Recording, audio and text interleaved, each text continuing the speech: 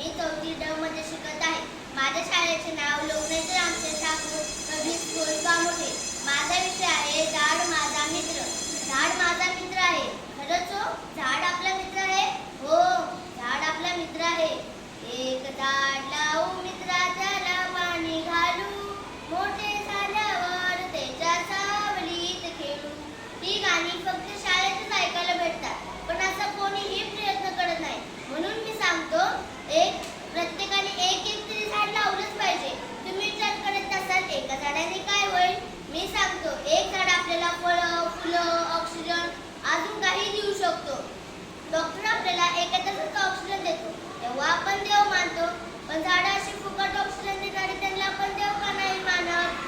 वर्षातून आपण खूप वेळा झाडं लावतो. ही झाडे जातात कुठे? दरवर्षी तोच खड्डा, झाड मात्र नवीन. दरवर्षी तोच खड्डा, झाड मात्र नवीन. काही बोगसगिरी.